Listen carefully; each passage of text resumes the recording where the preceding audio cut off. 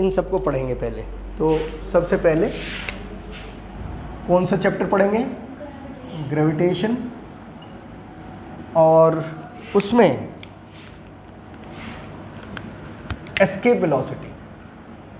तो पहले तो मैं करा देता हूं इसका डेरिवेशन, ठीक है, और फिर उसके बाद न्यूमेरिकल कराऊंगा इसके ऊपर। एनसीईआरटी में एक बहुत अच्छा न्यूमेरिकल है एस्केप वेलोसिटी के ऊपर, वो करेंगे, ठीक है। तो एस्केप वेलोसिटी का डेरिवेशन क्या है? बेसिकली एस्केप वेलोसिटी है क्या चीज़? एस्केप का मतलब तो छूट जाना, ठीक है, अरे बस समझ। तो अर्थ की ग्रेविटेशन से छूट जाने के लिए जो वेलोसिटी चाहिए वो कौन सी वेलोसिटी है? Escape velocity. तो हमारे पास सपोज ये अर्थ है, ठीक है, तो एस्केप वेलोसिटी का डेरिवेशन करने के लिए आपको एक फॉर्मूला मालूम होना चाहिए, वो है ग्रेविटेशनल पोटेंशियल एनर्जी का फॉर्मूला, ठीक है। तो क्या पता होना चाहिए आपको? Gravitational potential energy. तो बच्चों ये क्या चीज़ होती है? तो इसका फॉर्मूला देख लेते हैं, फिर इसके डिटेल्स भी देखेंगे। मैं भी थोड़ा सा एस्केप वेलोसिटी पे फोकस करें, पहले वही कर लेते हैं ना। तो ग्रेविटेशनल पोटेंशियल एनर्जी का फॉर्मूला है, अगर दो मासेस है हमारे पास m1 m2 और उनके बीच में डिस्टेंस है r, दो मासेस हैं m1 m2, उनके बीच का डिस्टेंस कितना है? r। तो ग्रेविटेशनल पोटेंशियल एनर्जी का फॉर्मूला होगा g, वो भी माइनस का, minus g m1 m2 by r। Suppose कोई आपसे पूछ लेता कि भाई नेगेटिव साइन क्यों आया, तो नेगेटिव साइन आप इसमें कहेंगे कि दोनों मासेस के बीच में अट्रैक्शन इसलिए आया है। अगर दो चीज़ों के बीच में रिपल्शन है, उसकी पोटेंशियल एनर्जी निकाल रहे हैं तो पॉजिटिव आएगी, और अगर अट्रैक्शन है तो कैसी आएगी? नेगेटिव, ठीक है। तो इसमें लिख देते हैं negative sign shows m1 m2 attract. आगे बात समझ सबको? ये है पोटेंशियल एनर्जी का फॉर्मूला हो गया, ठीक। मान लो मैंने अर्थ की सरफेस पे एक बॉडी रख दी, एक बॉडी रख दी हमने अर्थ की सरफेस पे, ये ब्लू बॉडी, और अर्थ की रेडियस कितनी है? r, ठीक है। तो इस बॉडी की पोटेंशियल एनर्जी कितनी हो जाएगी? हाँ, तो अब क्योंकि डेरिवेशन करना है, लिख के भी दिखाना है, तो लिख लेंगे कंसीडर, क्या कंसीडर कर ले बच्चों? A body of mass m, consider a body of mass m, ठीक है, एट द सरफेस ऑफ, या at a point on the surface of earth, on the surface of earth। आगे बात समझ। और ये अर्थ का सेंटर है, अर्थ का मास है कैपिटल M, और इस बॉडी का जो मास है वो क्या है? स्मॉल m, ठीक है। ये चीज़ ब्रैकेट में लिख देते हैं। मास ऑफ अर्थ जो है वो है कैपिटल M, और radius of earth capital R। कोई दिक्कत यहाँ पर? तो लिखेंगे potential energy of this body on the surface of earth will be, formula आपके पास लिखा हुआ है, ठीक है। तो पोटेंशियल एनर्जी कितनी हो जाएगी हमारी? U इक्वल टू माइनस जी, अर्थ का m1 m2 है ना, तो एक बॉडी है अर्थ, अर्थ का मास कितना है? m, दूसरी बॉडी जो उसका मास है m, इनके बीच का गैप कितना है? r। ये पोटेंशियल एनर्जी होगी, ठीक है। Since this potential energy is negative, potential energy is negative, यही डेरिवेशन जो है ना मैं जिस मेथड से कर रहा हूँ ये एनसीईआरटी में ऐसे दे रखा है। अगर इसी को हम करते प्रदीप के या एस एल अरोड़ा के मेथड से, तो उसमें ना वर्क डन के टर्म्स में किया है इंटीग्रेशन से, तो ये वाला ज़्यादा क्विक और इजी है, तो मैं इसी से करा रहा हूँ, ठीक है। तो since this potential energy is negative और it shows body m is bound in attraction of earth। ये जो बॉडी है वो अर्थ के अट्रैक्शन से बाउंड है। हम किसी चीज़ को ऊपर फेंकें तो दोबारा नीचे आ जाती है, क्योंकि अर्थ उसको क्या कर रही है? अट्रैक्ट कर रही है। हम चाहते हैं कि अर्थ की ये जो अट्रैक्शन है इससे बाहर निकल जाए, चली जाए और वापस ना आए, तो ऑब्वियस है इसका मतलब हमें अर्थ के अट्रैक्शन को काउंटर करना है। ठीक है। एस्केप वेलोसिटी की डेफिनेशन क्या है? Minimum velocity required by a body on the surface of Earth such that it just crosses the gravitational field of Earth.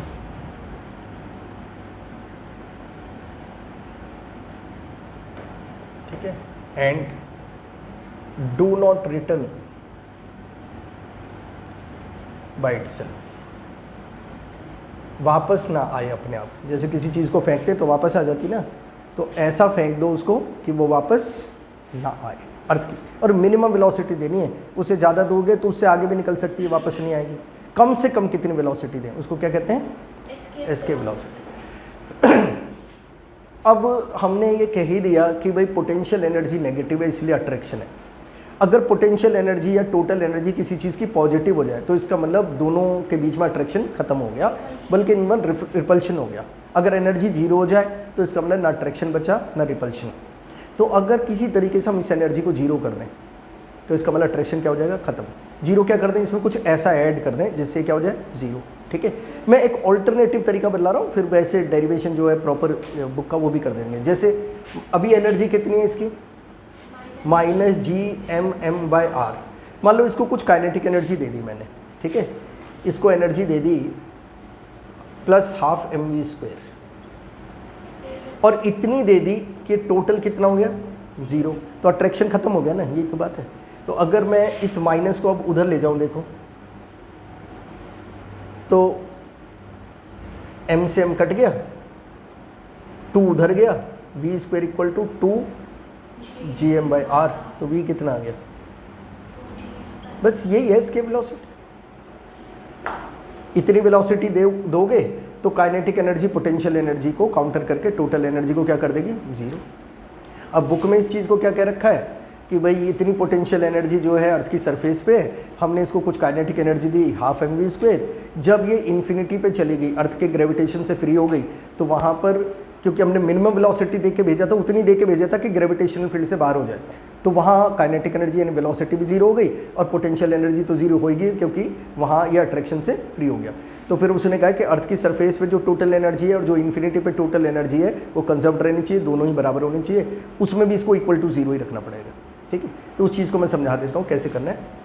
Since potential energy is negative, it shows body m is bound to attraction of earth. Its potential energy, if some kinetic energy या some velocity is given to it such that it overcomes या just overcomes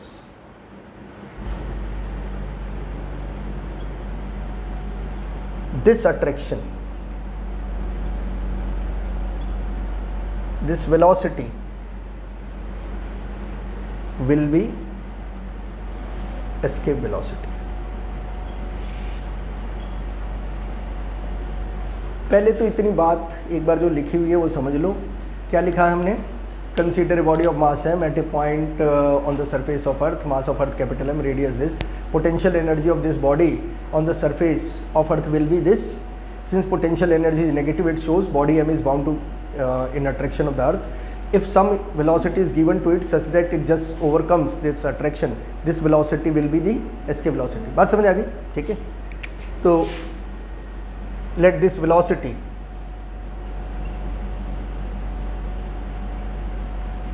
is VE, E subscript लगा दिया just for escape velocity. तो kinetic energy कितनी हो जाएगी फिर? Kinetic energy 12 mve²। तो total energy eight the surface कितनी हो जाएगी बेटा? टोटल एनर्जी एट सरफेस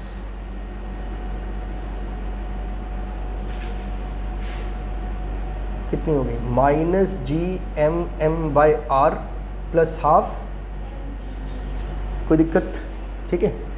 अब जब ये इन्फिनिटी पे चली जाएगी तो अर्थ के अट्रैक्शन से फ्री हो जाएगी, इसका मतलब इसकी पोटेंशियल एनर्जी जीरो हो जाएगी, ठीक है। और इसकी काइनेटिक एनर्जी भी जीरो होनी चाहिए, क्योंकि हमने जो वेलोसिटी दी है वो मिनिमम दी है, इतनी ही दी है कि ये ग्रेविटेशनल फील्ड को पार कर जाए। उससे ज़्यादा देते तो कुछ वेलोसिटी इसमें बचती, ठीक है।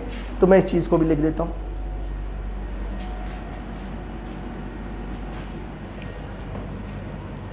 व्हेन it just crosses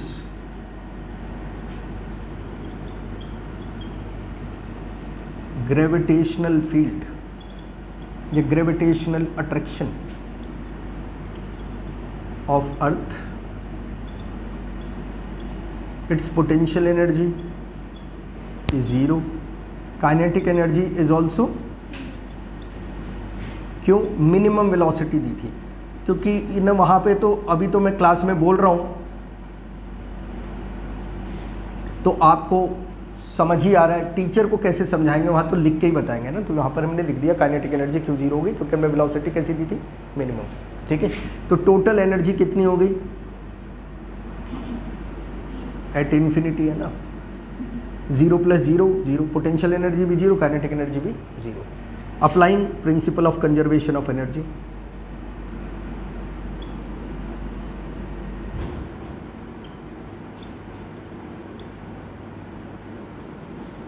कितना हो गया, वहाँ ये एक एनर्जी ये एक ये है, तो minus G M M by R plus half M V square equal to क्या हो गया, ठीक है।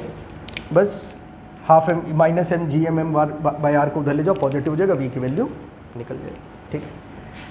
तो ये तो अब तुम्हें पता लग गया कि पोटेंशियल एनर्जी इतनी होती है, तो इसको मैं मिटा देता हूँ। इसका अगला स्टेप क्या हो गया, hence half M V square equal to G M M by M से एम कट गया, V square equal to 2gm by R, V equal to root 2gm by R. यही आपकी क्या है, एस्केप वेलोसिटी है। ये फॉर्मूला हो गया, नोट कर लो बच्चों, वेरी इंपॉर्टेंट। तो डेरिवेशन भी एग्जाम में आता है और इस पे एक न्यूमेरिकल भी मैं करा रहा हूँ, वो भी पेपर में आता है।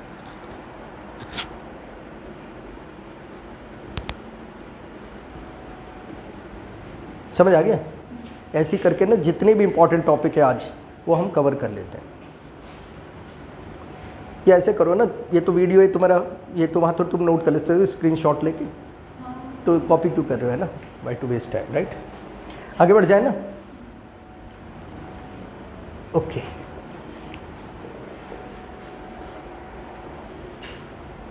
अब हमारे पास एस्केप वेलोसिटी का फॉर्मूला क्या आ गया वो देख लेते हैं।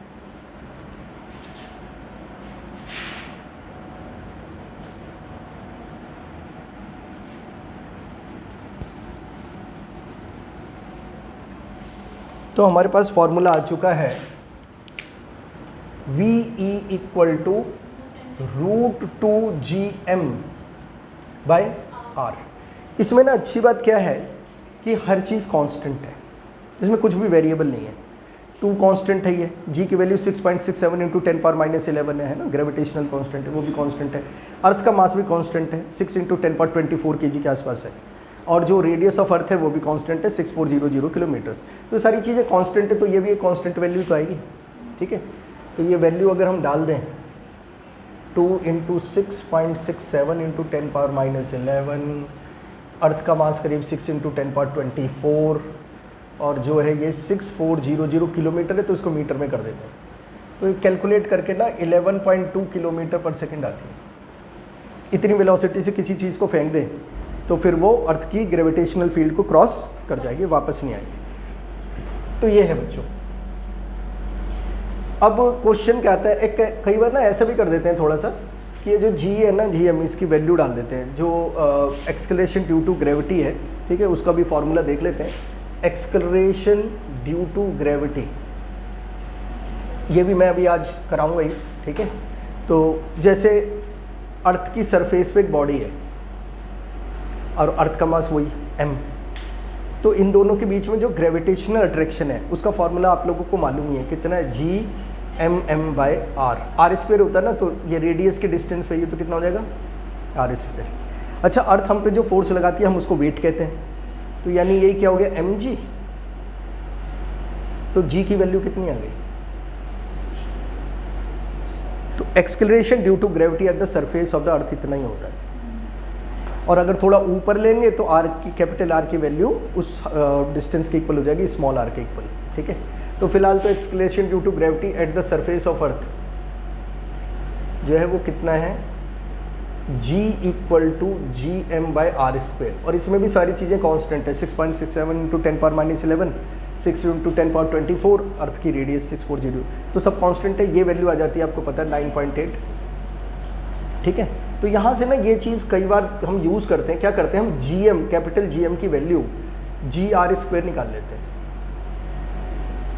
तो उससे फ़ायदा क्या होता है, देखो यहाँ पर पुट करके देखो इससे, तो ना g की वैल्यू क्योंकि 9.8 है, बहुत छोटी वैल्यू है, g की वैल्यू 6.67 × 10⁻11 है, अर्थ का मास भी काफ़ी, तो ये डालने से जो वैल्यूज़ है काफ़ी आसान हो जाती है। तो इसको ना हम ऐसा भी लिख सकते हैं, Gr²/r, है ना, एक r से r कट गया, तो वैल्यू कितनी आ गई, है ना। तो अगर एस्केप वेलोसिटी कोई कह दे ये प्रूव करो, तो डेरिवेशन सेम ही है, बस Gm की वैल्यू डाल देंगे, आगे समझ, ये भी लिख लो। तो वो कैपिटल G के टर्म्स में, और दूसरा फार्मूला √2Gr किसकी टर्म्स में, स्मॉल g की टर्म्स में, जिसकी वैल्यू 9.8 है, ठीक है। इससे सॉल्व करना और आसान है।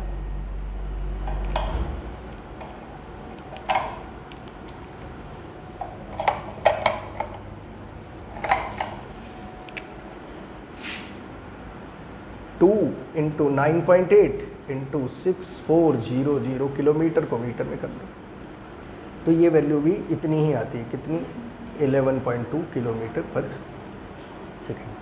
अब इसमें क्वेश्चन क्या आता है कि अगर हमने किसी बॉडी को जो वेलोसिटी दी है वो एस्केप वेलोसिटी से कम दी है या ज़्यादा दी है, तो क्या सिचुएशन होगी, ठीक है। इसी पे न्यूमेरिकल आता है, तो वो न्यूमेरिकल की बात भी देख लेते हैं, और फिर हम करेंगे ऑर्बिटल वेलोसिटी का, टाइम पीरियड का, उसके ऊपर क्वेश्चन क्या है, ठीक। फिर वेरिएशन ऑफ स्मॉल g पे करेंगे, उसके बाद फिर हम स्विच कर देंगे अपने रोटेशन पे, फिर उस पर, है ना। तो सबको हाफ एन आवर के आसपास दे देंगे, 1.5 घंटे में सारा मामला खत्म हो जाएगा, ठीक है।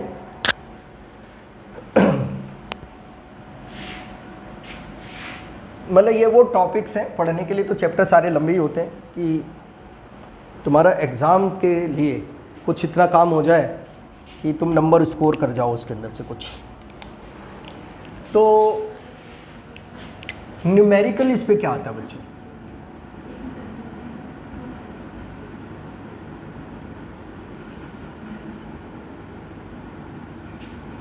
Numerical non escape velocity. तो एनसीईआरटी का एक बहुत कॉमन न्यूमेरिकल है, वो कह रहा है किसी बॉडी को हमने जो वेलोसिटी दी है वो एस्केप वेलोसिटी की ट्रिपल दी है। एस्केप वेलोसिटी की कितनी दी है, ट्रिपल वेलोसिटी दे दी है। तो ये बताओ, अब मान लो हमने उतनी ही वेलोसिटी दी है जितनी एस्केप वेलोसिटी है, तो जैसे ही वो ग्रेविटेशनल फील्ड को पार करता है उसके बाद उसकी वेलोसिटी कितनी हो जाती है, 0। ऐसे ही होता है ना, ठीक है। तो मान लो ये हमारे पास अर्थ है, ध्यान से सुनना जो क्वेश्चन है, ताकि बदल के भी आ जाए तो तुम कर सको, ठीक है। ये हमारी अर्थ है, इस पे यहाँ सरफेस पे हमने किसी बॉडी को एस्केप वेलोसिटी के बराबर वेलोसिटी दी है, ठीक है। तो क्या होगा, ये अर्थ के ग्रेविटेशनल फील्ड से बाहर हो जाएगा, ठीक है। और जैसे ही बाहर होगा वहाँ इसकी वेलोसिटी 0 हो जाएगी। आई बात समझ, ये है हमारा अभी नॉर्मल केस 1 जो चल रहा है। मान लो मैंने किसी चीज़ को वेलोसिटी दी है जो VE से कम है, एस्केप वेलोसिटी से दी है कम वेलोसिटी, तो क्या वो अर्थ के ग्रेविटेशनल फील्ड को पार कर पाएगा? वो ऐसी जगह ही पहुंच पाएगा जहां से वो वापस गिर सके अर्थ की सरफेस पे, है ना। तो ये ऐसे केस में ये बॉडी ऊपर जाएगी, इन्फिनिटी तक नहीं पहुंच पाएगी, यहाँ तक पहुँच के, मान लो h हाइट तक पहुँच के इसकी वेलोसिटी क्या हो जाएगी 0, और फिर ये वापस फॉल कर जाएगी। ठीक है, तो ये केस क्या है, केस 2। ठीक है, तो ये एस्केप नहीं कर पाएगी। इससे अगला केस है कि हमने v जो दिया है वो एस्केप वेलोसिटी से ज़्यादा दिया है, तो ये जब पार करेगी अर्थ के ग्रेविटेशनल फील्ड को इन्फिनिटी पे, तब भी इसमें कुछ वेलोसिटी बचेगी, 0 नहीं आएगी। नेगेटिव नहीं, हाँ, कुछ एनर्जी उसमें होगी। ठीक है, तो here in this case here body will have some velocity, have some kinetic energy और वेलोसिटी। क्या मेरी बात सबको समझ आ गई? ठीक है, तो इतनी फिगर तो बना लो। चलो कुछ कुछ तो कॉपी में लिखते रहना चाहिए, है ना, कि लगता रहे कुछ पढ़ाई हो रही है। ये लिख लो। 3 केसेस हैं। पहले वाले केस में मैंने क्या कहा, एस्केप वेलोसिटी के बराबर वेलोसिटी दी है, तो इन्फिनिटी पे जाके वेलोसिटी 0 हो गई। एस्केप वेलोसिटी से कम वेलोसिटी दी है, तो बॉडी किसी हाइट तक ही पहुंच पाई, इन्फिनिटी तक नहीं पहुंच पाई, वापस लौट गई उस हाइट के पास, उस हाइट पे वेलोसिटी 0 हो जाएगी। तीसरे केस में ये इन्फिनिटी तक पहुंच गई, लेकिन वहाँ पर वेलोसिटी 0 नहीं हुई, कुछ वेलोसिटी बच गई। तीनों केस क्लियर हो गए? ओके बच्चों,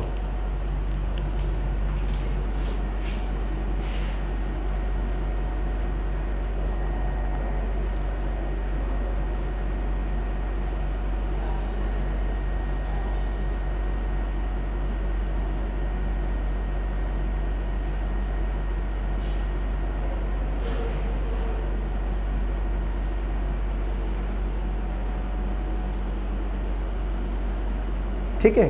अब इससे रिलेटेड जो भी क्वेश्चंस करने, एस्केप वेलोसिटी के डेरिवेशन में हमने क्या यूज़ किया, principal of conservation of energy. Numerical इसके करने में भी यूज़ करना है principle of conservation of energy. वो क्या है, सरफेस पे जितनी एनर्जी है और जहाँ उसने बोला है वहाँ कितनी एनर्जी है, दोनों को इक्वेट कर दो, बस एक ही तरीका है करने का। ठीक है, अब देखो कैसे। मान लो वो कहता है कि हमने किसी चीज़ को वेलोसिटी दी है which is lesser than escape velocity. 11.2 की जगह हमने 5.1 ही वेलोसिटी दी है उसको, या एस्केप वेलोसिटी की हाफ वेलोसिटी दी है। फिर वो पूछता है कितनी हाइट तक पहुंच पाएगा। मेरी बात समझ आ गई? तो एक न्यूमेरिकल ले लिया, let a body is given velocity less than escape velocity. या तो क्वेश्चन में वो वैल्यू दे दे, या वो एस्केप वेलोसिटी के टर्म्स में बताए कि एस्केप वेलोसिटी की हाफ है, 1/4 है। मैं हाफ लेके चल रहा हूँ। ठीक है, लेट v = ve/2 दे दिया, कोई दिक्कत? तो एट सरफेस, अब इसका सॉल्यूशन कर रहे हैं और वो कह रहा है up to what height body will able to reach.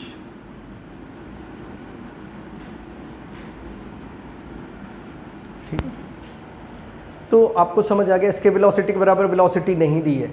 Escape velocity दे देते तो अर्थ के ग्रेविटेशन को पार कर जाता, कम दिए तो इसका मतलब पार नहीं कर पाएगा, किसी हाइट तक ही पहुंच पाएगा। वो हाइट निकालने के लिए पूछा है। अब इसका सोल्यूशन कर दें। सोल्यूशन मैंने बताया एक ही तरीका है, principle of conservation of energy apply कर दो। तो मैं तो ये कहूँगा न्यूमेरिकल में फिगर बना दिया करो अपने आप ही, तो थोड़ा इलस्ट्रेटिव हो जाता क्वेश्चन को। तो ये अर्थ रे ले लिया हमने, तो यहाँ पर पोटेंशियल एनर्जी कितनी हो गई, वही -GMM/r। ठीक है, और काइनेटिक एनर्जी हो गई हाफ, नहीं m वेलोसिटी मुझे दे रखी है, इतनी हो गई। अब इस वेलोसिटी की वजह से बॉडी आगे बढ़ी और यहाँ पर जाके इसकी वेलोसिटी कितनी होगी, 0। पोटेंशियल एनर्जी कितनी हो जाएगी, मान लो ये r डिस्टेंस पे पहुँच चुकी है अर्थ से, स्मॉल r डिस्टेंस पे, तो पोटेंशियल एनर्जी हो गई -GMM/r। ठीक है, और फिर लिख दो applying conservation of energy.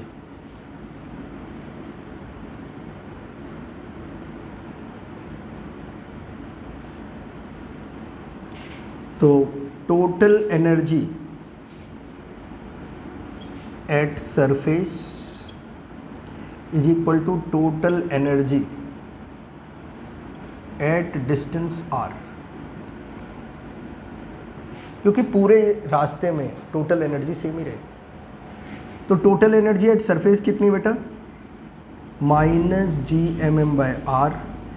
Kinetic energy है हाफ वी ई स्क्वायर, 4 कर दो सीधा, ठीक है ना, ओके।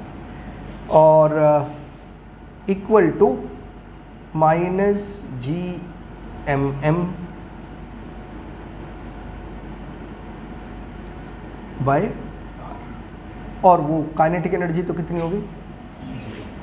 तो सबसे पहले तो आप देख रहे हैं स्मॉल m कॉमन है पूरी इक्वेशन में, तो कट जाएगा, है ना। तो स्मॉल m को काट देते हैं, ठीक है। और फिर ये आ गया हमारे पास minus G M by R plus 1/8। मैं वी ई स्क्वायर की वैल्यू डाल देता हूँ, ध्यान रखिए जो वी ई है हमारा वो कितना है, √2gm बाई आर है ना, ये वैल्यू डाल देता हूँ। तो स्क्वायर है ना इसका बेटा, तो कितना आ जाएगा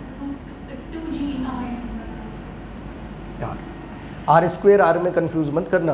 दो फार्मूलाज ऐसे जिसमें आर स्क्वायर आता है और एक फार्मूला है जिसमें हमारे पास दो में सिर्फ आर आता है। फिर से एक बार बतला देता हूँ आपको, वैसे ये क्वेश्चन तो कर ही रहे हैं कि अगर दो मासेस के बीच में तुम फोर्स निकाल रहे हो तो जो फॉर्मूला होता है वो होता है Gm1m2 बाई आर स्क्वायर, ठीक है।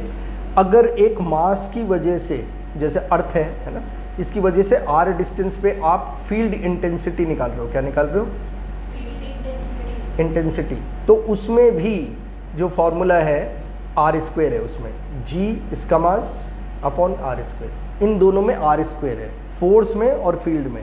एफ से याद रखो, फोर्स और फील्ड में क्या है, आर स्क्वायर, ठीक है। दो फॉर्मूलाज जिनमें पी है, पोटेंशियल और पोटेंशियल एनर्जी, इनमें आर है, ठीक है। पोटेंशियल का फॉर्मूला होता है minus G M by R, potential energy का फॉर्मूला होता है G M M by R, और इनमें दोनों में नेगेटिव साइन दिए। तो बस ये 4 फार्मूलाज पूरे चैप्टर में आपको बार बार पढ़ने को मिलेंगे, ठीक है, समझ आ गया। अब वापस अपने क्वेश्चन पे आ जाते हैं। ये रब कर दूं ना, इसकी जरूरत है नहीं। ओके बच्चों, तो यहाँ पर ये जो चीज़ आ गई है, इस साइड पे राइट साइड पे क्या बचा है बेटा, minus G M by R, यही बचा है ना, ठीक है। ओके, ये 2 और 8 को भी काट देते हैं, तो इन दोनों में तो आपस में कुछ बात बन जाएगी, G M by R common आ जाएगा, है ना। तो G M by R common आ गया, अंदर क्या बचा, -1 प्लस 1/4 है ना, equal to minus G M by R. अच्छा, इसको भी थोड़ा सा सिंप्लीफाई करते हैं, बस देखो जी एम भी कट रहा है ना, पर अभी काट देंगे, चलो। ये कितना आ गया, -3 प्लस 1/4, यही आ रहा है, सॉरी -4 है ना, मतलब बाद में 0.75, हाँ वो कर रहे हैं, minus G M by R, तो ये हो गया -3/4 जी एम बाई आर। देखो कितना सिंप्लीफाई होता जा रहा है, आगे बात समझ, जी एम से जी एम कट गया, माइनस से माइनस कट गया, तो 3/4 R equal to 1/r, cross multiply कर दो, 3r इक्वल टू 4r, तो r इक्वल टू आ गया 4/3 ऑफ, है ना, 1.33 ऑफ r तुम्हें पता है 6400 किलोमीटर है, तो तुम्हें ये r मिल गया। मुझे हाइट निकालनी थी, तो ये जो r है ये क्या, r प्लस h, यही है ना। मान लो अगर हम h हाइट तक गए हैं तो स्मॉल r क्या है, कैपिटल R प्लस h, और इसको मैं फिलहाल r ही लिख देता हूँ। तो h कितना हो गया बेटा,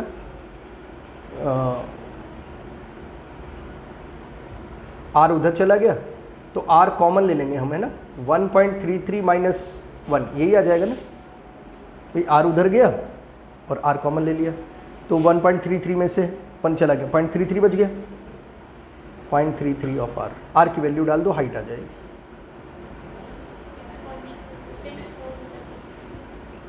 ये आंसर हो जाएगा। सबको समझ आ गया? तो कॉपी करो मत, बस एक बार समझ लो ये तो, बाकी आपके पास वीडियो है तो उसमें से स्क्रीनशॉट वगैरह लेके आप कर सकते हो काम। बात सबको समझ आ रही है?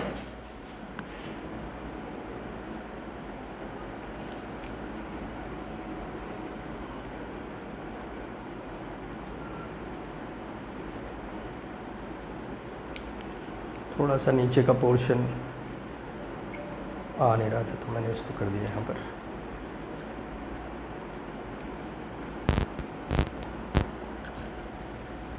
Everybody got it? यहाँ पर 1.33 माइनस 1 कितना हो गया? 0.33 और आर की वैल्यू डाल दी। क्लियर है? चलो भाई,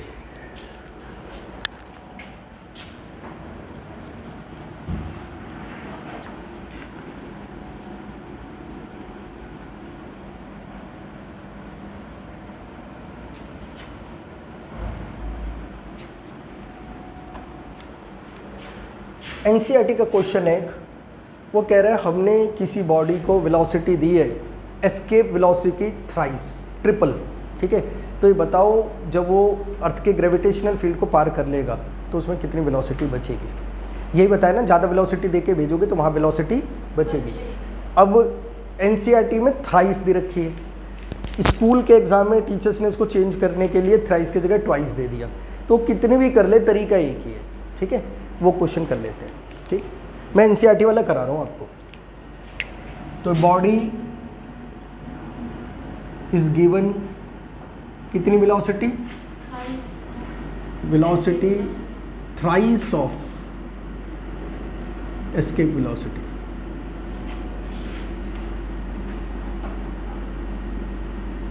What will be the velocity? Its velocity after crossing Earth gravitational field.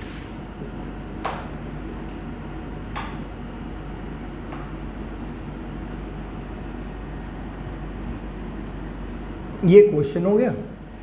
Answer बिल्कुल वही है जो हमने अभी पहले किया है, हमें लगाना है principle of conservation of energy. ठीक है, तो सॉल्यूशन वही है बच्चों, applying principle of conservation of energy, यानी total energy at surface equal to total energy eight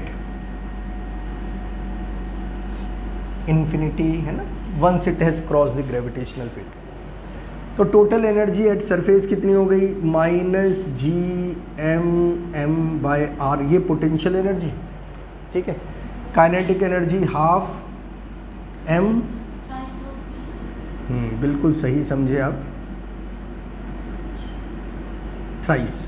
अच्छा बच्चे कई बार पता है क्या करते हैं गलती, बहुत कॉमन गलती करते हैं, 3VE का होल स्क्वायर लिखने की जगह 3 वहाँ लिख देते हैं, फिर VE का स्क्वायर लिख देते हैं, तो जो चीज़ 9 टाइम्स होनी थी वो रह जाती 3 टाइम्स।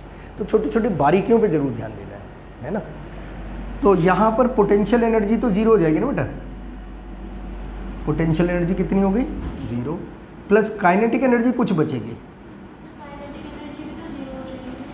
एस्केप वेलोसिटी से ज़्यादा दी है ना वेलोसिटी, सिर्फ एस्केप वेलोसिटी दी होती तभी तो वहाँ तक जाके ख़त्म हो जाती, उतनी कम दी है कि बस ग्रेविटेशनल फील्ड पार कर जाए तो वहाँ 0 हो जाएगी। लेकिन अगर तुमने ज़्यादा दी है तो वहाँ तो एनर्जी बचेगी, वही पूछी। तो बस हो गया आपका काम। m काट दूँ उसी की तरह ना, पहले थोड़ा सा एक बार स्टेप और लिख देता हूँ, जहाँ लग रहा हो नहीं समझ आ रहा पूछने से मत कतराओ।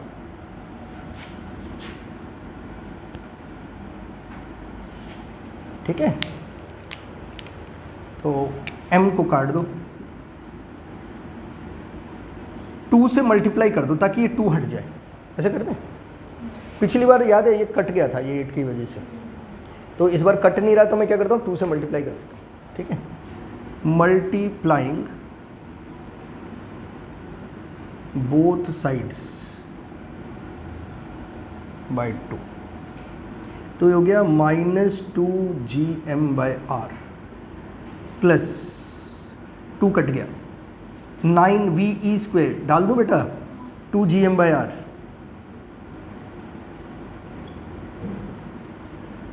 वैसे इस बार भी कट जाता 2 से, खैर चलो कोई नहीं, अब मल्टीप्लाई कर दे तो दिक्कत नहीं है। ठीक है, ये आ गया। ठीक है, तो ये 2gm/ तो कॉमन आ रहा है ना, ये 9 टाइम्स ऑफ, या इसको मैं ऐसे लिख लेता हूँ मैं, 2gm/r कॉमन आ गया। यहाँ क्या बच गया, ये -1 + 9। अच्छा, ये तो एस्केप वेलोसिटी है ना, ये चीज़ का स्क्वायर है, तो ये क्या हो गया 8 ये, और ये क्या है ve² = v²। ध्यान से समझना बेटा, इस v की वैल्यू चाहिए, मैं स्क्वायर रूट ले लूँ दोनों साइड का, तो v will be equal to 8 का स्क्वायर रूट क्या हो जाएगा 2√2, इसका स्क्वायर खत्म हो गया, आंसर आ गया।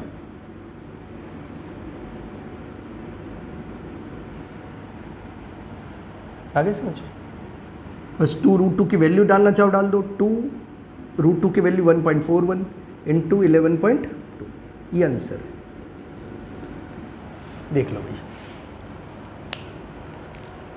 मुझे तो नहीं लगता मुश्किल है, बस पेपर में 9 टाइम्स की जगह वो जो 3 टाइम्स है उसकी जगह क्या आ गया था 2 टाइम्स, तो यहाँ पर 9 की जगह 4 आ जाएगा। तो फिर वो हम लोगों को मल्टीप्लाई करने के बजाय डायरेक्ट नहीं, ऐसे ही कर लो जैसे बिल्कुल किया, क्योंकि बाद में √2gm/r की वैल्यू डाल ली है ना हमने, तो 2 काट दोगे, अगर मान लो ये वाले 2 काट दोगे तो v ही नहीं डलेगा, तो ये बेटर है। ठीक है, समझ आ गई बात, everybody got it.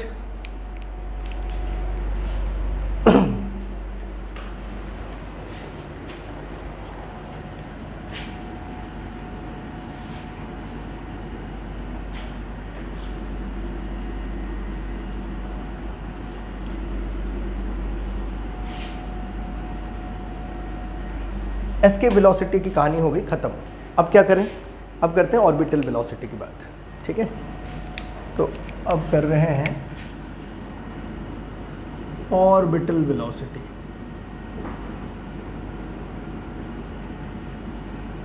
Orbital velocity होती है वेलोसिटी विद विच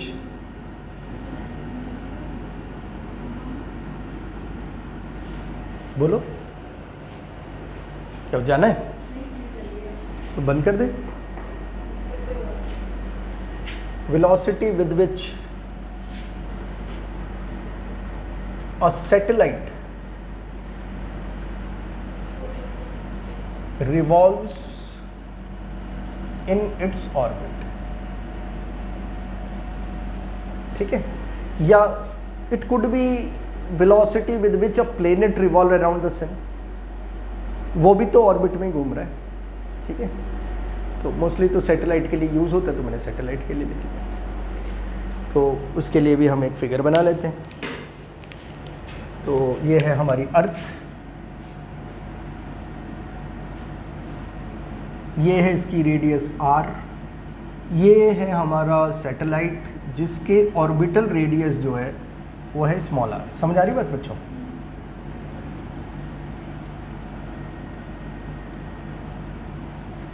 और स्मॉल r जो है उसको हम r+h भी लिख सकते हैं।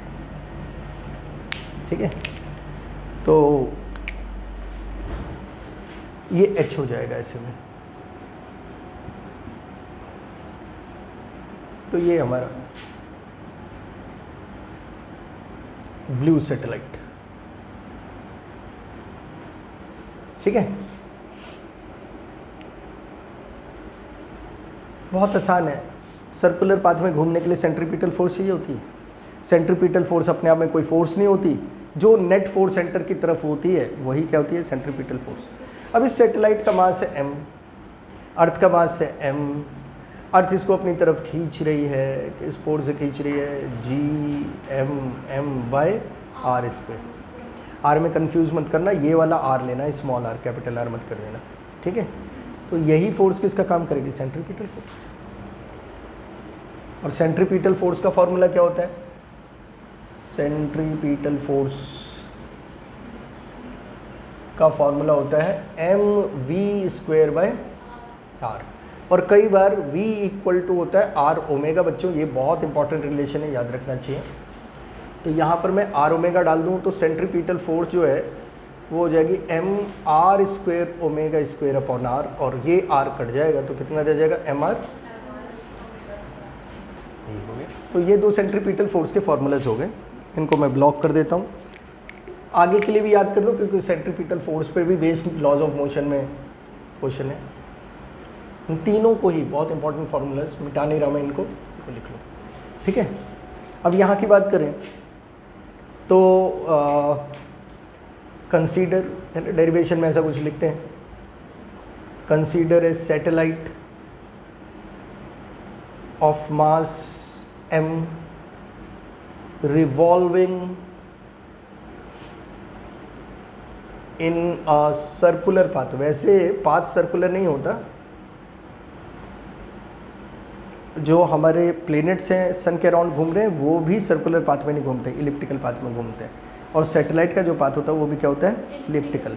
पर डेरिवेशन के लिए सर्कुलर पाथ लेके काम हो जाता है, ठीक है। इलिप्टिकल लेने से थोड़ी सी जो कॉम्प्लेक्सिटी बढ़ जाएगी। तो revolving in a circular path of radius, कितनी रेडियस लिए, कौन सा, छोटा बड़ा, छोटा r। अब देखो ये छोटा r है लेकिन असलियत में ये बड़ा r, इसकी वैल्यू कैपिटल R से क्या है, बड़ी है। हाँ, तो consider a satellite of mass m revolving in a circular path of radius r। To revolve in a circular path है ना, सर्कुलर पाथ क्या चाहिए भाई, satellite needs requires centripetal force which will be provided by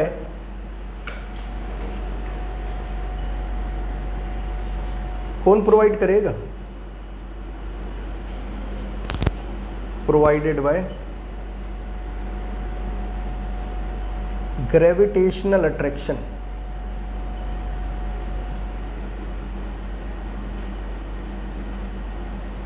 between satellite and earth, ठीक है। और gravitational attraction का जो फॉर्मूला है वो हमें आता है, कितना फॉर्मूला है, Gm/r² equal to centripetal force. देखो डेरिवेशन ऐसे देखो ना तो मैं एक ही लाइन का डेरिवेशन है ये, बस ये जो ब्लैक में लिखा ये डेरिवेशन है। ये तो ये बताया है ना कि एक सैटेलाइट m मास का अर्थ के अराउंड घूम रहा है, और क्या है वो इंट्रोडक्शन है। तो यहाँ पर ये हो गया, देखो डेरिवेशन खत्म हो गया। ये v की वैल्यू कितनी आ गई, ये तो v² ही बचा है ना, बस रूट ही तो लेना है। ये डेरिवेशन है बेटा, बस वन लाइन डेरिवेशन खत्म हो गया, ठीक है। इसमें जो r है ये, इसकी क्योंकि फिक्स वैल्यू क्यों नहीं होगी, क्यों अलग अलग डिस्टेंस में हम सैटेलाइट को रखते हैं अर्थ से, तो ये r बदलता रहता है, अलग अलग ऑर्बिटल रेडियस होती है, तो ऑर्बिटल वेलोसिटी भी कैसी होती है, अलग अलग, तो इसकी कोई कांस्टेंट वैल्यू नहीं। जैसे उसमें कैपिटल R आ गया था एस्केप वेलोसिटी में, तो उसकी कांस्टेंट वैल्यू, ठीक है। समझ आ गया, इतना सा डेरिवेशन है।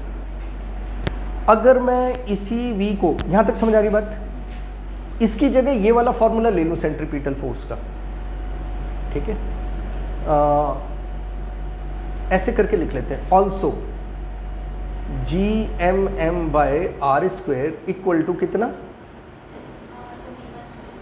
तो यहाँ से हम ओमेगा भी निकाल सकते हैं। इससे हमने निकाल ली है लीनियर ऑर्बिटल वेलोसिटी, उससे निकल जाएगी एंगुलर।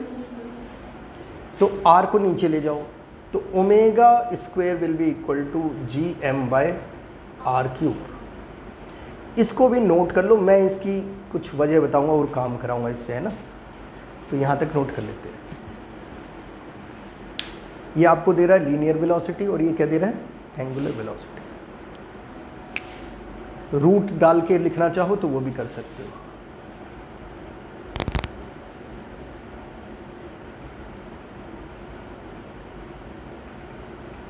ठीक है बच्चों, बस ये जो है ना बेसिक फार्मूलाज नोट कर लो, है ना, बाकी तो सब वीडियो में आ गया, कोई दिक्कत नहीं है। घर पे तसल्ली से देखो, आराम से बार बार नोट करो।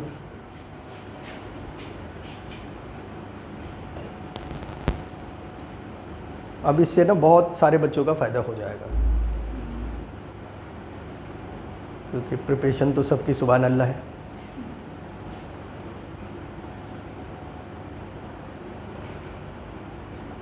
अभी फिर इन बच्चों के भी पेपर आ रहे हैं ना, दूसरे बैच में जो बच्चे हैं उनके पेपर थोड़े लेट हैं, लेकिन ये सारा आ ही रहा है उनका।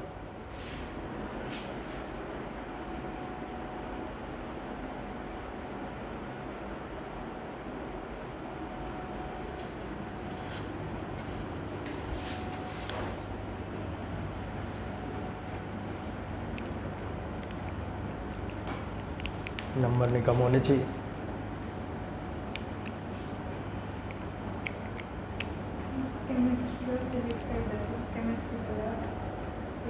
मतलब गया मतलब क्या?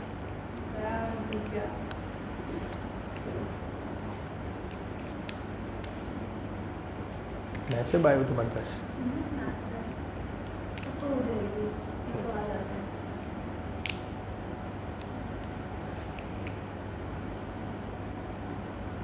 इसमें भी आ जाएगा, जो बता रहा हूँ ना, बस वो अच्छे से रिवाइज करके चले जाओ, मोस्टली यही चीज़ें आएंगी पेपर में।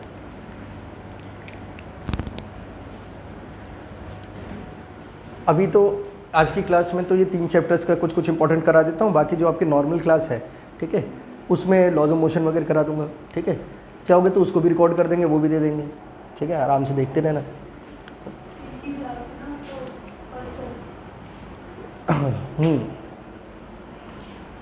शाम को भी आ जाओ, क्या दिक्कत है? कल है, कल भी है, परसों एक क्लास और आ जाएगी ना, इनकी क्लास में भी आ जाना ना, 2 दिन आ जाना, 2 दिन मिल जाएंगे, काम हो जाएगा। हाँ हाँ, और क्या है, क्योंकि अभी दूसरे बच्चों के जो पेपर है वो लेट है, तो तुम्हारे सबसे अर्लीस्ट है, तो तुम पहले तुम्हारी डाउट ले लेंगे, उसमें क्या दिक्कत है? नहीं, सिलेबस तो मोस्टली ना सबका फर्स्ट बुक आएगी बेटा, एनसीईआरटी पूरी बुक सबकी आती है, पहले जो टर्म होता है ना सितंबर वाला, बुक आती है सबकी। अच्छा, अभी हमने क्या किया, अब मैं जो डेरिवेशन करने जा रहा हूँ, ठीक है, ऑर्बिटल वेलोसिटी का तो खत्म हो गया ना, तो उसको हम कह सकते हैं derivation of time period of satellite, ठीक है, and relation between time period and height, ऐसा कुछ हेडिंग डाल सकते हैं। तो क्या है डेरिवेशन ऑफ, क्या हो गया बेटा, टाइम पीरियड,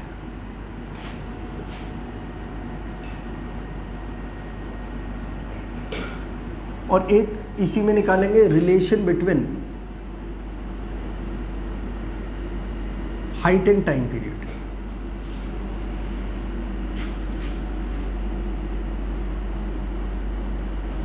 ठीक है। अभी हमने ये लिखा था for satellite centripetal force is equal to, किसके इक्वल थी बच्चों ये centripetal force? Gravitational attraction between earth and satellite. क्या ये बात समझ आ रही है सबको? तो ये मैंने आपको अभी लिखवाया कि इसके 2 फार्मूलाज थे, एक फार्मूला ये वाला फार्मूला मुझे यूज़ करना है, मैं इसमें पहले वाले डेरिवेशन में भी करा चुका हूँ।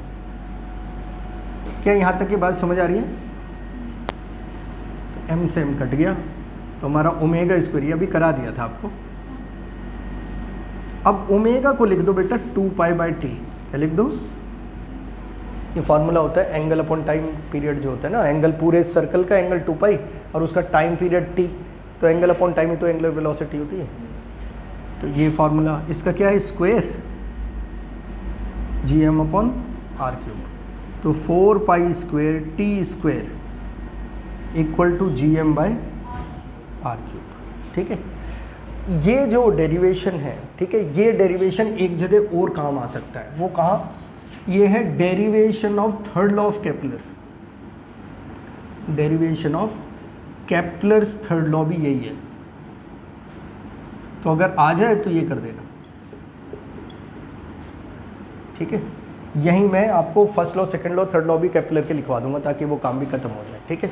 ये अगर डेरिवेशन ऑफ टाइम पीरियड आना है तो सैटेलाइट का तो भी आपने यही करना है, आपने केपलर का थर्ड लॉ का डेरिवेशन आना है तो भी यही करना है। बस उसमें जो घूमने वाली चीज़ है वो सैटेलाइट की जगह प्लेनेट हो जाएगी, और जिसके अराउंड सैटेलाइट घूमता है वो अर्थ है, उसमें क्या हो जाएगा, वो सन हो जाएगा। तो यहाँ तक आ गया हमारा, ठीक है।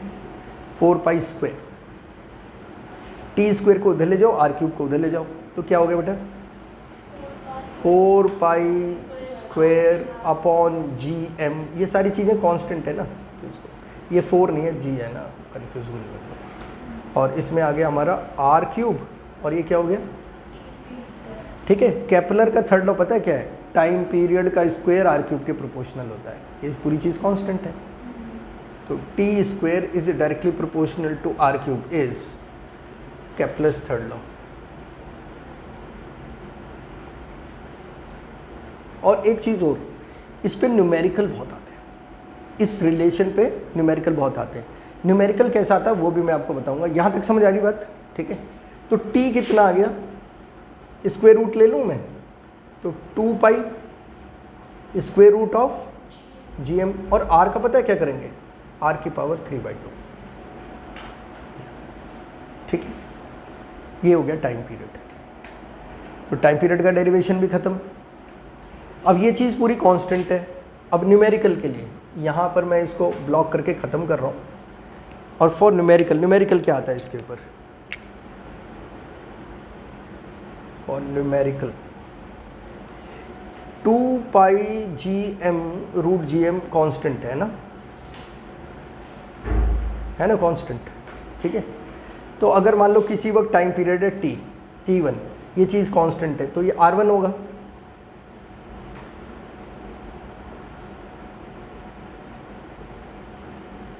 आगे बस समझ। फिर टाइम पीरियड ले लिया हमने t2, कांस्टेंट तो वही रहेगा ना बेटा, ठीक है। यानी ये 2 सैटेलाइट है जो अर्थ से अलग अलग डिस्टेंस पे है, एक r1 डिस्टेंस पे सेंटर से और एक r2 डिस्टेंस पे, ठीक है। और एक का टाइम पीरियड t1 है, एक का t2 है। ये रिलेशन आएगा नहीं आएगा, दोनों का रेशियो ले लो। रेशियो लेते के साथ ही क्या होगा बेटा, t1/t2, क्योंकि कांस्टेंट तो कट ही जाएगा, r1/r2 की पावर। ये फॉर्मूला है न्यूमेरिकल के लिए। वो कहता है कि अर्थ का टाइम पीरियड 365 डेज है ना रेवोल्यूशन का, एक होता है रोटेशन, एक होता है रेवोल्यूशन, और उसका जो डिस्टेंस है सन से वो दे रखा है। तो हमें t1 दे रखा है, r1 दे रखा है, ठीक है।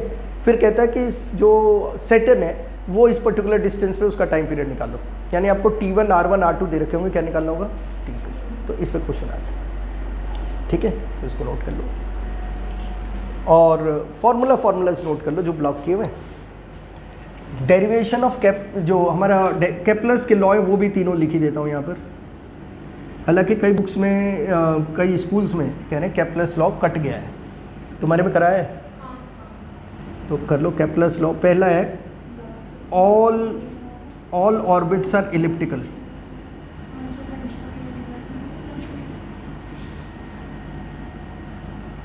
ये केपलर के लॉज हैं। केपलर्स फर्स्ट लॉ ये है, all orbits of planets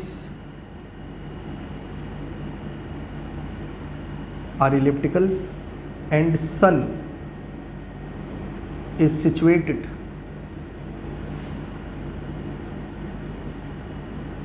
eight one of the focus. जो इलिप्स होता है ना उसका सेंटर नहीं होता है, इनफैक्ट उसके 2 फोकस होते हैं। तो यहाँ 2 फोकस हैं, इनमें एक पे सन है और ये हमारा प्लेनेट है। ये है कहानी। सेकंड जो है वो सेकंड भी लिख देता हूँ। ये इलिप्टिकल ऑर्बिट है, तो इसमें ना ये जो लाइन है इसको कहते हैं मेजर एक्सिस, और ये वाला जो एक्सिस है वो है माइनर एक्सिस। तो बच्चों मेजर एक्सिस का जो हाफ है,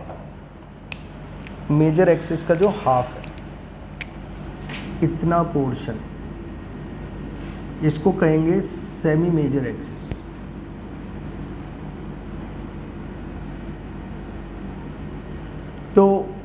हमारा जो सेकंड लॉ है वो ये कहता है, यहाँ तक समझ आ गई बात, ठीक है। इनफैक्ट ये वाली जो चीज़ है वो थर्ड लॉ के लिए यूज़ होगी, तो सेकंड लॉ मैं यहाँ लिख देता हूँ, पहले थर्ड लॉ में आ जाएंगे यहाँ। सेकंड लॉ ये कहता है कि ये हमारा ऑर्बिट है और ये हमारा सन है, ये हमारा प्लेनेट है। सन से प्लेनेट को जोड़ने वाली लाइन, सन से प्लेनेट को जोड़ने वाली लाइन जो है ये ना घूमता है जैसे प्लेनेट ना, तो ये लाइन भी घूमेगी ना ऐसे ऐसे ऐसे ऐसे। तो कहता है ये नीचे जो एरिया ना वो स्वीप हो रहा है, जैसे ये गया, ये यहाँ से यहाँ आ गया, तो ये एरिया स्वीप हो गया। तो कहता है area swept by this line remains constant. Per unit time area जो होता है, मान लो यहाँ से प्लेनेट 10 डेज में यहाँ आ गया, तो ये एरिया स्वीप हुआ, ठीक है। मान लो यहाँ पर है प्लेनेट और इसने फिर 10 दिन में कुछ एरिया स्वीप किया, ये स्वीप किया, तो ये एरिया बराबर होगा अगर ये टाइम दोनों केसेस में क्या है सेम, तो ये एरियाज भी बराबर होंगे। ये है हमारा सेकेंड लॉ, A1 = A2 होगा। तो मैं इसकी स्टेटमेंट लिख देता हूँ, एरिया स्वेप्ट बाय या area swept per unit time by the line joining planet to the sun is constant। Her equal time में इक्वल एरिया स्वीप करती है। ये है हमारा प्लेनेट का सेकेंड लॉ। थर्ड लॉ यहाँ से आ जाएगा कि वो T² = R³ लिखा है ना, तो उसमें R क्या है, क्योंकि ये सर्कुलर तो है नहीं, ऑर्बिट कैसा इलिप्टिकल, तो रेडियस तो ले नहीं सकते, तो जो R है ना वो इस सेमी मेजर एक्सिस की लेंथ है, ठीक है। तो square of time period third है ये, square of time period of revolution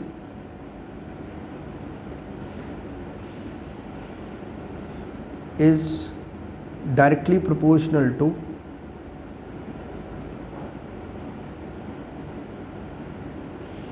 cube of semi major axis।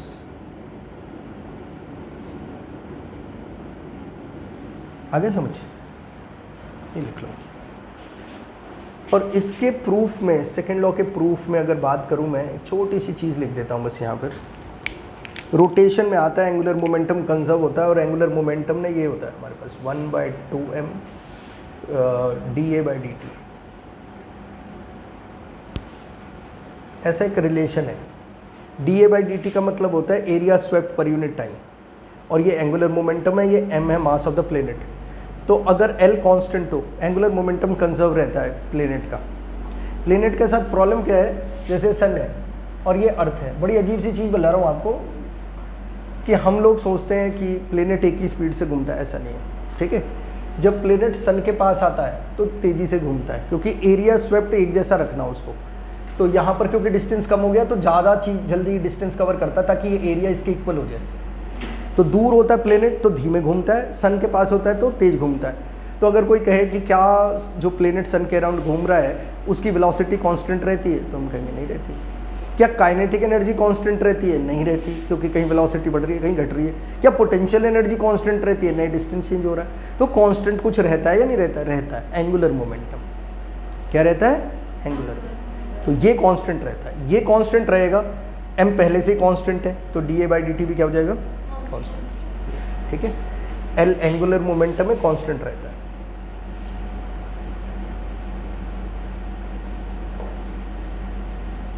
Constant रहता है, ठीक है। बोर्ड पे देख लो सारी चीज़ों को, कई सारी चीज़ें मैंने लिख दी हैं। इस साइड पे तो हमारे केपलर्स लॉ हैं, ठीक है। ये आपका मैंने टाइम पीरियड का डेरिवेशन किया है, ठीक है, जो इधर चला गया यहाँ पर। और एक ये रिलेशन आ गया, ये न्यूमेरिकल के लिए बहुत इंपॉर्टेंट है। समझ आ गया?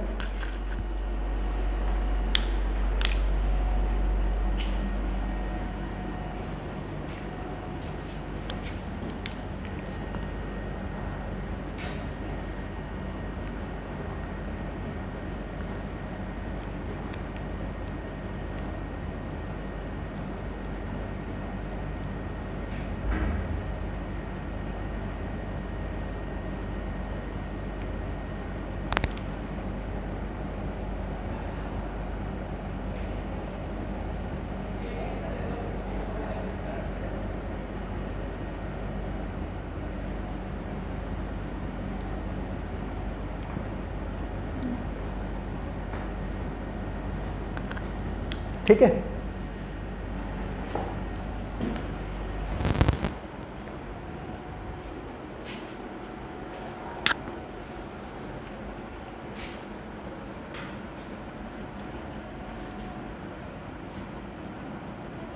अब जैसे ये अभी मैंने आपको बताया T1 by T2 equal to R1 by R2 की पावर 3/2, ठीक है।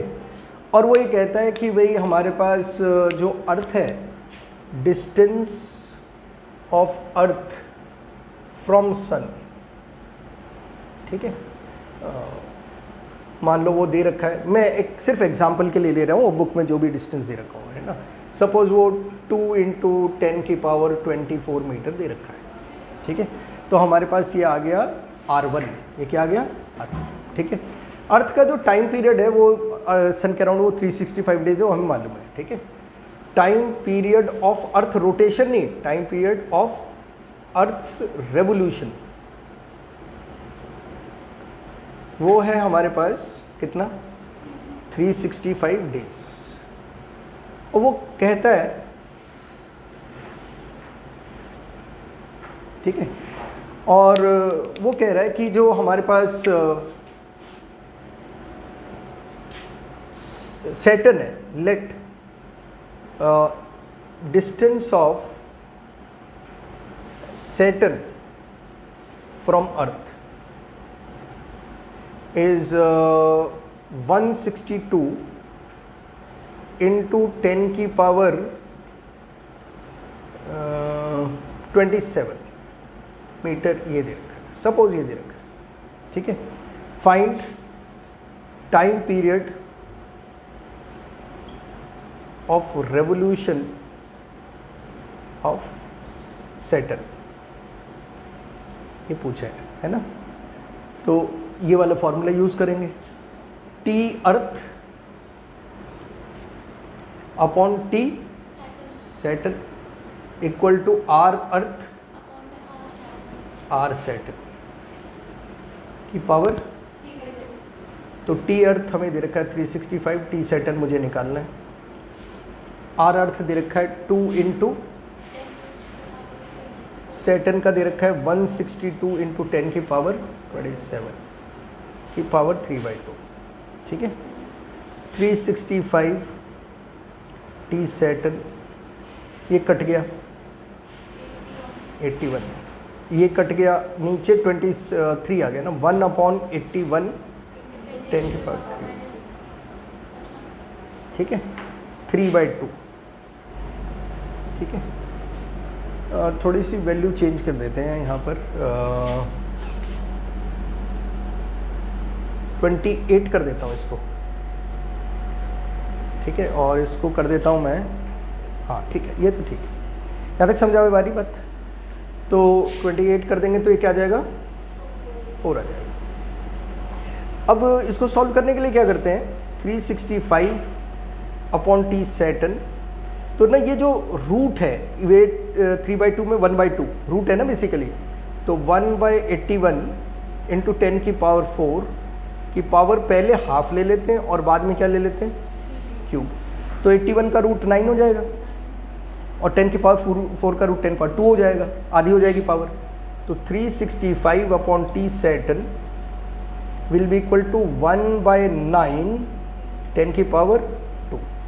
अब इसका क्यूब, ठीक है, पहले तो इसका उल्टा कर दो दोनों साइड, ठीक है, यानी T सैटर्न ऊपर कर दो और 365 नीचे कर दो और वो ऊपर चला जाएगा 9 × 10 पावर 2 का क्यूब। इसको जो सॉल्व किया जा सकता है 9 × 81 और उसका 9 9 8 72 × 10 की पावर 6 इतना आ जाएगा ना, फिर T सैटर्न आ गया 729 365 × 10 पावर 6, इसको सॉल्व कर लेंगे, ठीक है। जो मैं आपको बतलाना चाह रहा हूँ, जैसे यहाँ पर मैंने कुछ वैल्यूज ऐसी ले ली थी कि आराम से स्क्वायर रूट हो गया। अगर मान लो आपका नहीं भी हो रहा तो जितना आप सॉल्व कर पाओ उतना करना। ग्रेविटेशन में ना एग्जैक्टली जो एग्जैक्ट डिस्टेंस होगा सैटर्न का वो देंगे, वो आपकी कन्वीनियंस के अकॉर्डिंगली नहीं देंगे, जो प्रैक्टिकल वैल्यू है वही देंगे। तो अगर आपसे सॉल्व नहीं हो रहा है तो जितना रिड्यूस करो उतना रिड्यूस करके छोड़ाना, ठीक है, पर ये वैल्यूज जरूर डाल के आना है ना, ताकि नंबर मिल जाए। एक बार बोर्ड पे जितना है उसको देख लो, फिर मैं मिटाऊंगा।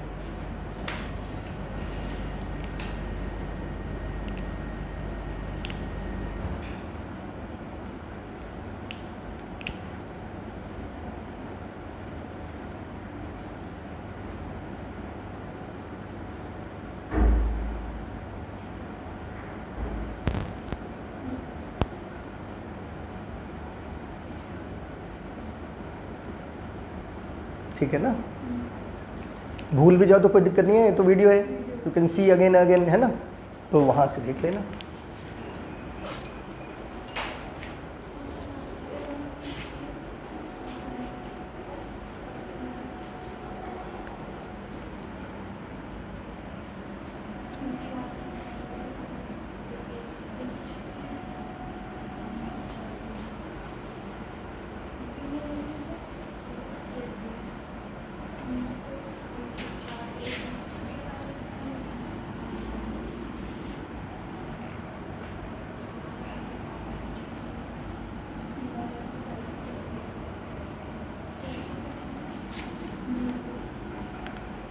ठीक है बच्चों, तो ये तो हमारी कहानी हो गई। और कई बार ना एक पूछते हैं कि भाई सैटेलाइट में टाइप्स और एक वेटलेसनेस, छोटे छोटे सी बातें वो देख लेते हैं। ठीक है, तो कोई पूछता है कि भाई अगर हम किसी स्पेस शटल में हैं या सैटेलाइट के अंदर है, ठीक है, तो आपने देखा होगा कई बार वीडियोस में कि जो उसके अंदर एस्ट्रोनॉट्स होते हैं वो ऐसा लग रहा है जैसे फ्लोट कर रहे हैं, है ना।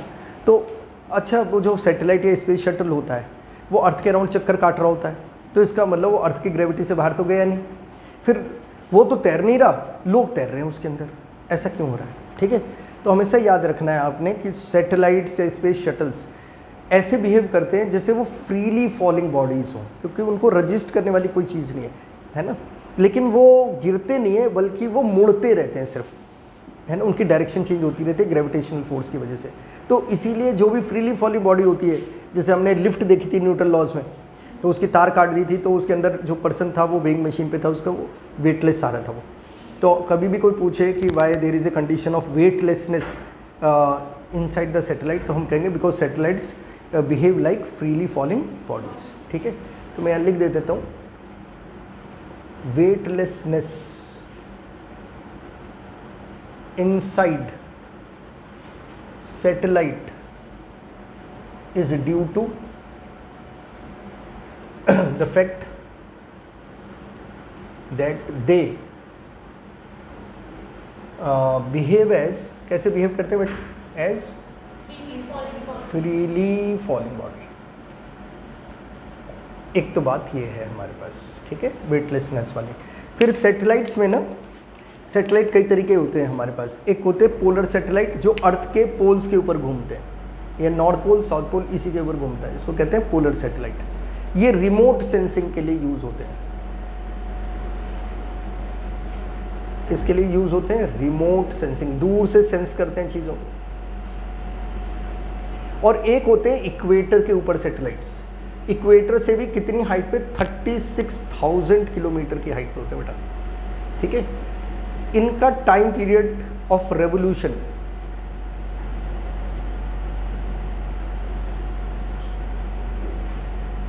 अभी मैंने टाइम पीरियड का फॉर्मूला निकलवाया आपको, कितना था? 2π√gm। r था ना यहाँ पर, r को लिख दो r+h⁻³ यही है ना।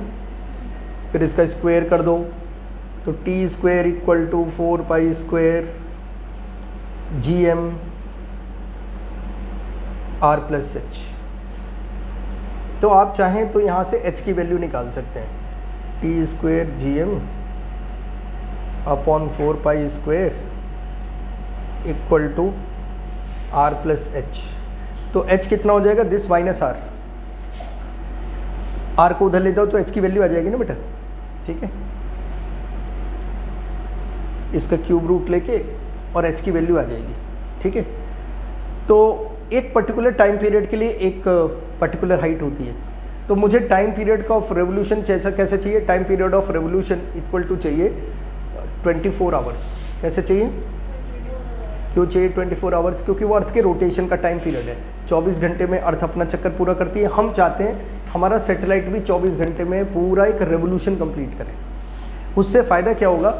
वो जिस जगह पे आपने अर्थ के जिस पोर्शन के ऊपर उसको छोड़ा है वो उसी के ऊपर रहेगा, अर्थ के रिलेटिवली वो रेस्ट पे आ जाएगा। ठीक है, तो ऐसे सैटेलाइट को कहते हैं जियो स्टेशनरी सैटेलाइट। क्या कहते हैं? जियो स्टेशनरी सैटेलाइट। तो यहाँ पर ये जियो स्टेशनरी सैटेलाइट है। कोई आपसे पूछ ले कि जियो स्टेशनरी जो सैटेलाइट होता है उसकी क्या खासियत है, इसका टाइम पीरियड कितना है? 24 आवर्स। ठीक है, इट रिमेन्स स्टेशनरी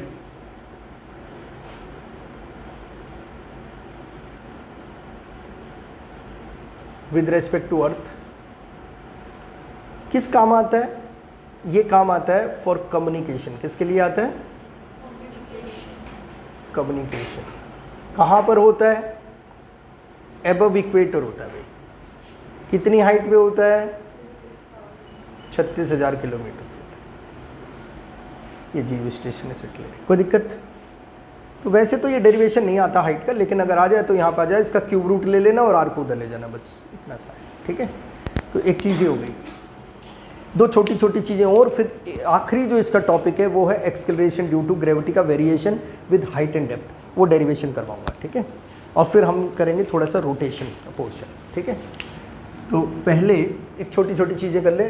कई बार ना क्वेश्चन ऐसा आ जाता है, एक स्क्वायर ले लिया, क्यूब ले लिया, कुछ भी कर दिया, उसके ऊपर ना यहाँ पर मासेस रख देते हैं। ठीक है, 2 kg का, फिर से सब 10 kg का, और यहाँ पर से फिर अगेन 2 kg का, 3 kg का, और फिर कहते हैं 10 kg वाले पे नेट फोर्स बताओ और डिस्टेंस दे दिया।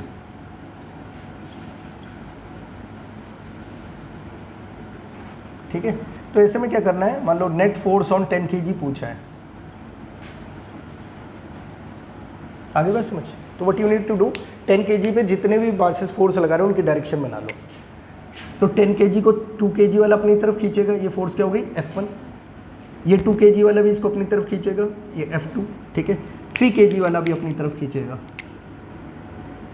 F3। ठीक है, F1, F2, F3 आप अलग अलग निकाल सकते हो। जैसे मान लो F1 निकालना हो तो G यानी 6.67, मैं फॉर्मूला लिख देता हूँ पहले, तो G m1 m2 by are square. तो मान लो मैं F1 निकाल रहा हूँ तो कितना हो जाएगा? 6.67 इंटू 10⁻−11। मासेस कितने हैं? 10 और 2 के बीच का है नहीं है, इनके बीच का डिस्टेंस है 4, 4 का स्क्वायर है ना। तो ये डिस्टेंस निकाल लो। वैसे F2 निकाल लो, F3 निकालोगे तो डायगोनल का डिस्टेंस ले लेना है ना। तो वो निकाल लिया। अब तीनों फोर्सेस निकाल ली, फिर इन दोनों का, ये दोनों इक्वल है तो इनका रिजल्टेंट भी ठीक किसी के ऊपर आएगा। तो ये जो फोर्स है ना F3, इसमें इन दोनों का रिजल्टेंट क्या कर देना? ऐड कर देना। तो नेट फोर्स है F3 में जो R लेंगे वो डायगोनल, डायगोनल वाला, डायगोनल √2 टाइम्स ऑफ साइड हो जाता है। साइड तो मैं 4 दे रखी है ना। तो ऐसे करके इसको कहते हैं सुपरपोजिशन प्रिंसिपल। क्या कहते हैं?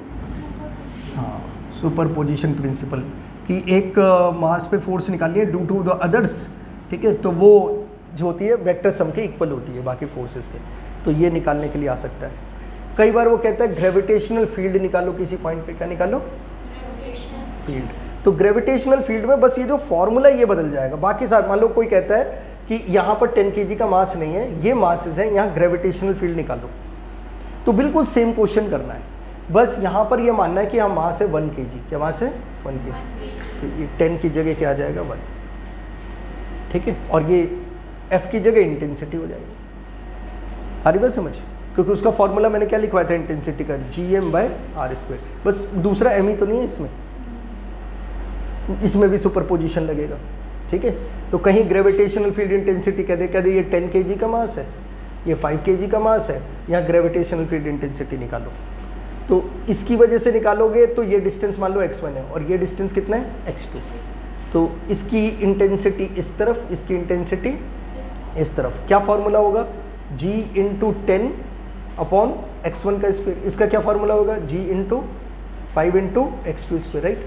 मान लो कह दे वो पॉइंट ढूंढो जहाँ ग्रेविटेशनल फील्ड इंटेंसिटी 0 है, तो इन दोनों को क्या कर दो? इक्वल कर दो। ऐसे में करते हैं, पूरा डिस्टेंस दे देते हैं a और फिर पूछते हैं। तो आप एक को x मान लेना, दूसरे को क्या मान लेना?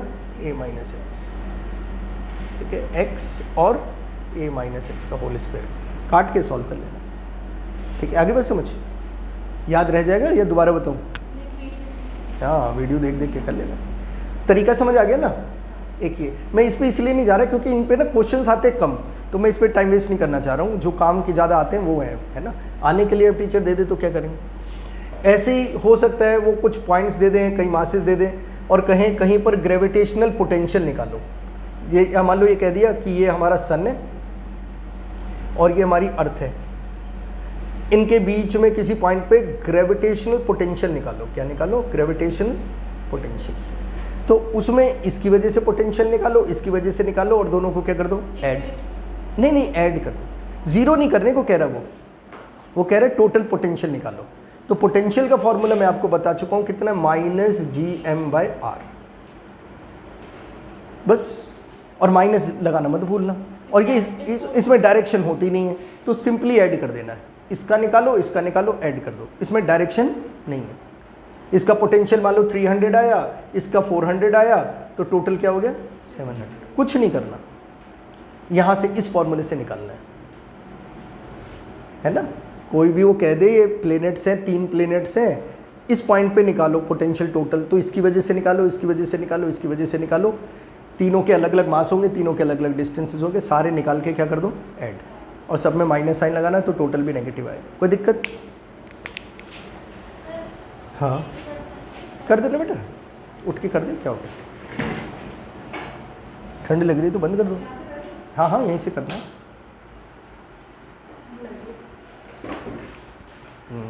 तबीयत खराब है तुम लोग, किसका मतलब? हाँ ये बात, ये समझ आ गया? रब कर दूं? कोई नहीं, हमारे तो खर्चा ही बचा रही है। मैं कह रहा हूँ हमारा तो खर्चा ही बचा रही है, उसमें क्या दिक्कत है इसे बंद करके। ओके, बस कुछ में 10-12 दिन की बात हो रहा है। मौसम अब तो अच्छा हो गया है, अक्टूबर आते आते सब बंद हो जाएगा। राइट, तो ये चीज़ समझ आ गई।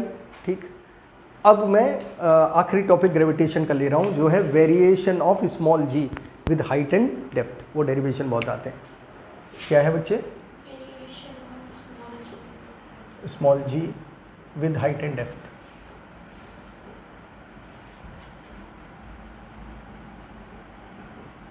ठीक है, तो इसमें ना ये हमारी अर्थ है, इसकी सरफेस पे अभी मैंने तुम्हें जी की वैल्यू निकालना सिखा दी थी ना, तो मैं हाइट h पे चला गया, तो वहां पर कितना हो जाएगा? ऑब्वियस है जी डैश Gm/r+h का होल स्क्वायर। क्या डाउट है इसमें? है कुछ? बस ठीक है। अब कई बार क्या करते हैं, किसका ना रेशियो ले लेते हैं, तो लिख लेते हैं एक स्पेशल केस है,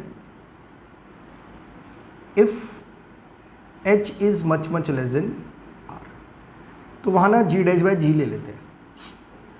तो क्या हो गया? Gm/r+h का होल स्क्वायर इनटू करके ऐसा सीधा लिख दूं, इसमें कोई डाउट तो नहीं है? तो G'/G कितना हो गया? r² / r+h का होल स्क्वायर। इसमें भी क्या करते हैं, r कॉमन ले लेते हैं।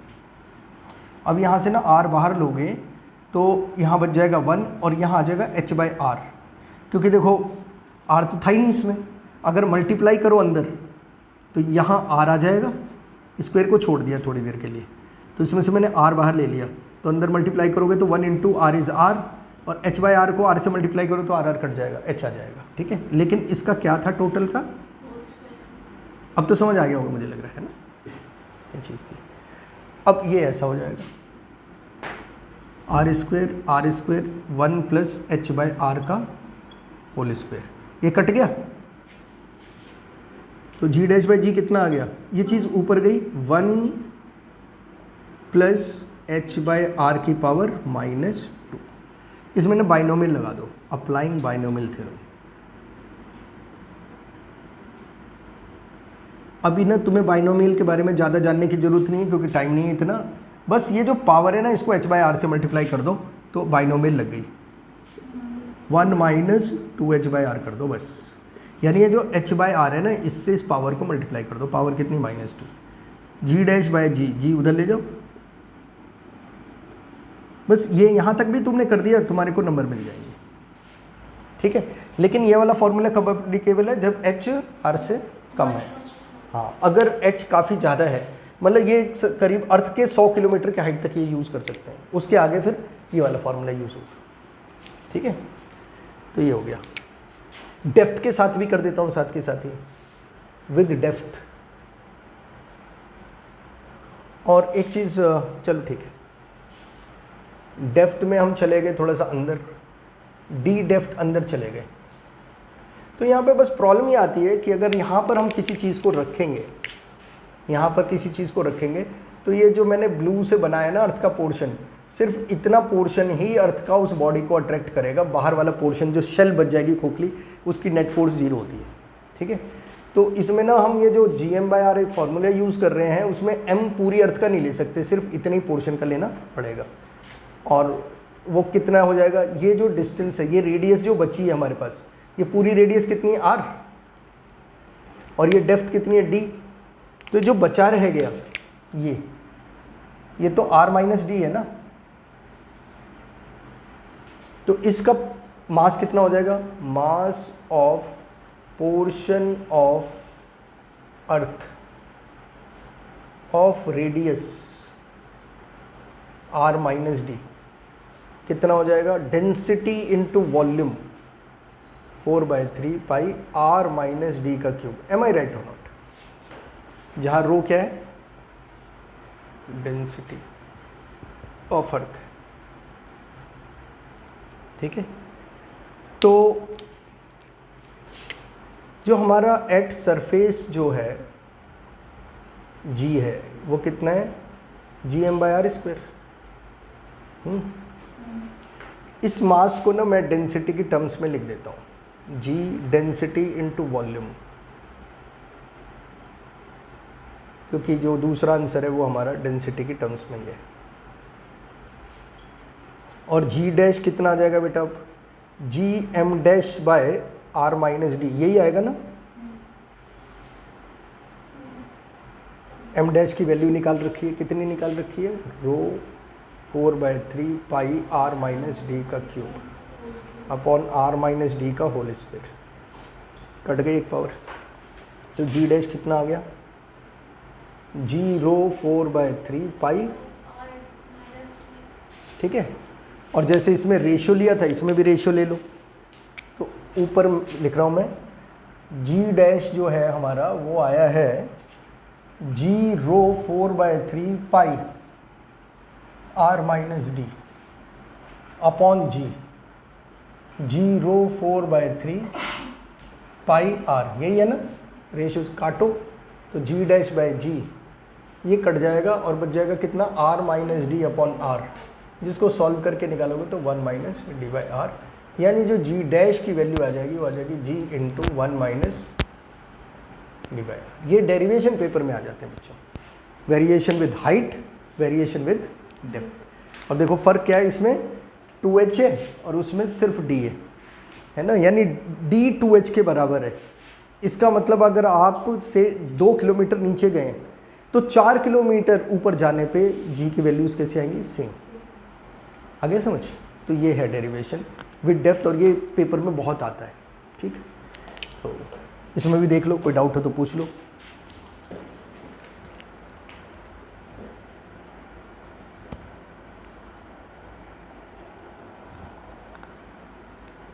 और अगर इसको ग्रेविटेशनल फील्ड इंटेंसिटी की टर्म्स में ट्रांसफ़र कर दूँ ना मैं, तो ये अर्थ है, ग्रेविटेशनल फील्ड इंटेंसिटी ये सेंटर है, और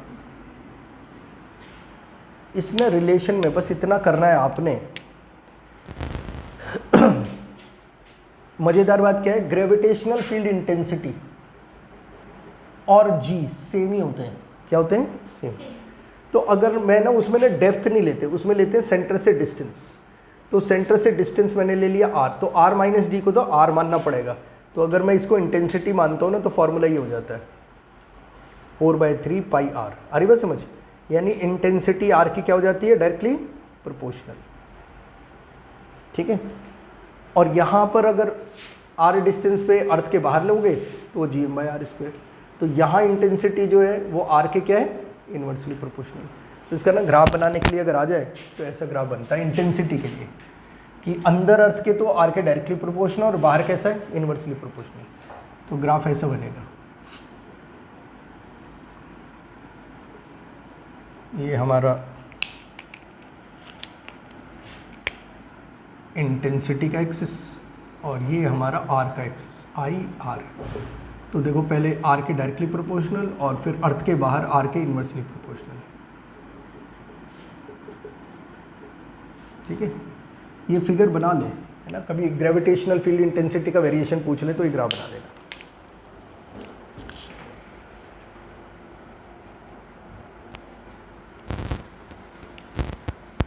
तो 5 मिनट का मैं तुम्हें दे रहा हूँ ब्रेक, फिर हम करेंगे रोटेशन। कुछ खाना पीना हो तो बाहर जाके खा पी लो। भूख लगी है तेरे को भी? मैं तो नाश्ता करके आई थी। हाँ जाओ फिर कुछ खा पी ले, पैसे दे दो। 5-10 मिनट का ब्रेक दे देते हैं, फिर थोड़ा सा और करा देता हूँ।